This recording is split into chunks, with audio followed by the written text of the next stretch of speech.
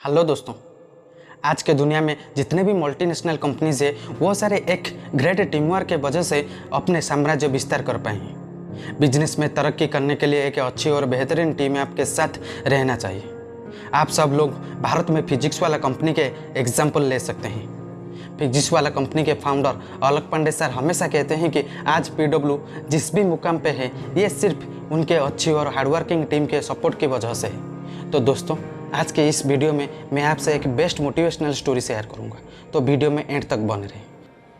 शेरा नाम के एक शेर जंगल का सबसे कुशल और क्रूर शिकारियों में गिना जाता था। अपने दल के साथ न जाने कितने भैंसों, हिरणों और अन्य जानवरों का शिकार किया था। धीरे धीरे उसे अपनी काबिलियत का घमंड होने लगा। एक दिन उसने अपने साथियों से कहा, आज से जो भी शिकार होगा उसे सबसे पहले मैं खाऊंगा, उसके बाद ही तुम में से कोई उसे हाथ लगाएगा।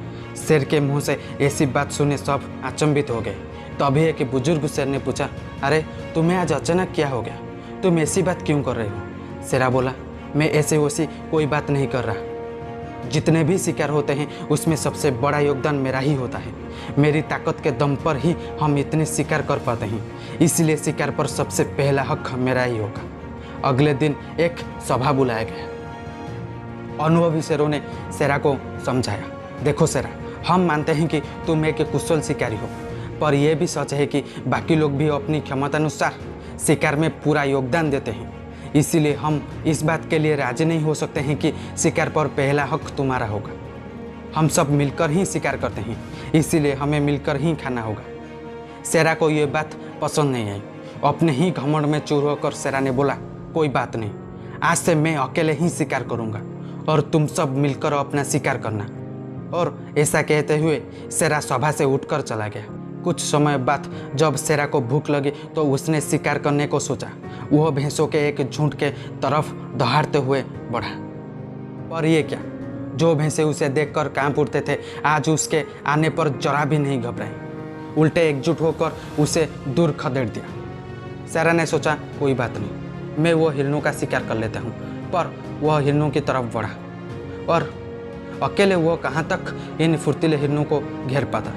हिरण भी उसके हाथ नहीं आए। अब शेरा को एहसास हुआ कि इतनी ताकत होते हुए भी बिना दल के सहयोग पाए वो एक भी शिकार नहीं कर सकता। अब वो टीम वर्क के इम्पोर्टेंस को समझ चुका था। वह निराश होकर बाकी शेरों के पास पहुंचा और अपने इस व्यवहार के लिए क्षमा मांग ली। एक बार फिर जंगल उसकी दहाड़ से कांप उठा। तो दोस्तों, चाहे आप स्पोर्ट्स में हो, कॉर्पोरेट वर्ल्ड में काम करते हो या कोई बिजनेस करते हो, टीम वर्क की इम्पोर्टेंस को समझना बहुत ज़रूरी है।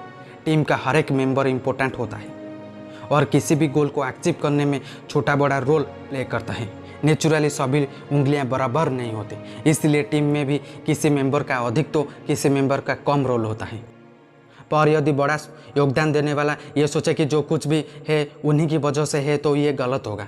इसीलिए किसी तरह का घमंड करने की बजाय हमें सभी को इम्पोर्टेंस देते हुए एज ए टीम मेंबर काम करना चाहिए। इस कहानी से हमें एक और शिक्षा ये मिलती है कि गलती का एहसास होने पर क्षमा मांगना। अगर आपसे भी कभी कोई गलती हो जाए तो उसे ईगो प्रॉब्लम मत बनाइए और क्षमा मांगकर लाइफ को वापस ट्रैक पर लाइए। तो दोस्तों, एट द एंड में please like, share and subscribe to your channel The Rural Boy for upcoming powerful motivational videos.